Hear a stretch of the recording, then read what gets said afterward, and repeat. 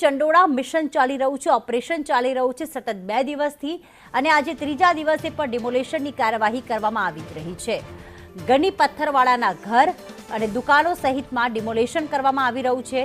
ગની પથ્થરવાળાએ ગેરકાયદે labour colony બનાવી હતી, 10 જેટલી નાની ઓરડીઓ બનાવી લેબર કોલોની બનાવી હતી। ગની પથ્થરવાળાએ કર્યું છે મોટા પ્રમાણમાં ગેરકાયદેસર બાંધકામ, ત્યારે આજે તેને ખાલી કરવાની કામગીરી થઈ રહી છે।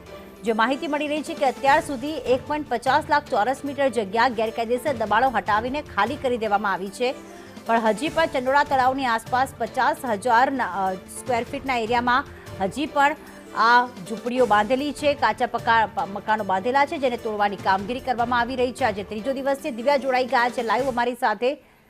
દિવ્યા, ગની પથ્થરવાળાના ઘર અને દુકાનો સહિત ત્યાં ડિમોલેશન કરવામાં આવી રહ્યા છે। જે રીતે લલ્લા બિહારીના ઘરમાંથી ડોક્યુમેન્ટ્સ મળી આવ્યા હતા, તો શું અહીંયા જે ડિમોલેશન કરવામાં આવી રહ્યું છે ગની પથ્થરવાળાના ત્યાં કોઈ મહત્વના ડોક્યુમેન્ટ્સ મળી આવ્યા છે? આજે કેટલી જગ્યા ખાલી કરવામાં આવશે?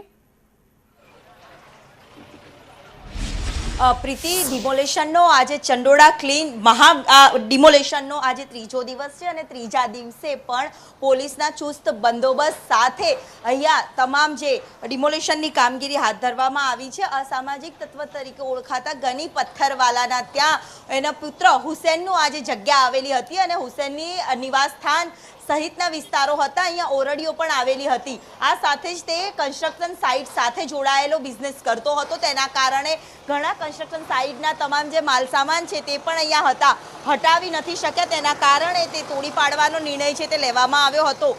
તમામ જે ચંડોળા તળાવ પાસેનો આજુબાજુનો જે વિસ્તાર છે તેને ડિમોલેશન દ્વારા ક્લીન તો કરવામાં આવી રહ્યું છે ને આ ક્લીન થયા બાદ દિવાલો કરવાનો પણ નિર્ણય અમદાવાદ મ્યુનિસિપલ કોર્પોરેશન દ્વારા લેવામાં આવ્યો છે। કોર્પોરેશનના અધિકારીઓને સાથે રાખીને મેપની માહિતીને આધારે પોલીસના ચુસ્ત બંદોબસ્ત સાથે એસ્ટેટ વિભાગ દ્વારા વહેલી સવારથી આ ત્રીજા દિવસે પણ કામગીરી છે તે હાથ ધરવામાં આવી છે।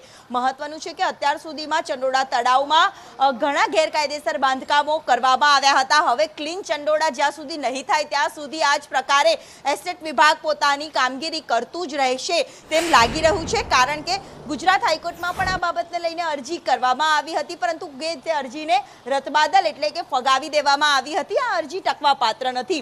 ગેરકાયદેસર જે ઘૂસણખોરી કરનારા જે માફિયાઓ હતા તે તમામની સામે તપાસનો ધમધમાટ તો શરૂ કરવામાં આવ્યો છે, પરંતુ તેની સાથે સાથે ડિમોલેશનની કામગીરી છે તે પણ કરવામાં આવી રહી છે। પોલીસના અધિકારીઓ પણ રોજ અહીંયા વિઝિટ કરી રહ્યા છે, ડિમોલેશનની માહિતી છે તે પણ મેળવી રહ્યા છે અને તેને જ આધારે તમામ તપાસના ધમધમાટની વચ્ચે આ ડિમોલેશનની ત્રીજા દિવસે પણ કામગીરી છે તે યથાવત જોવા મળી રહી છે। બિલકુલ, આભાર દિવ્યા। વધુ અપડેટ માટે આપણા સંપર્કમાં રહીશું। તો જે પ્રમાણે ડિમોલેશન અત્યારે કરવામાં આવી રહ્યું છે, ગની પથ્થરવાળાના ઘર અને દુકાનો સહિત ડિમોલેશન કરવામાં આવી રહ્યું છે।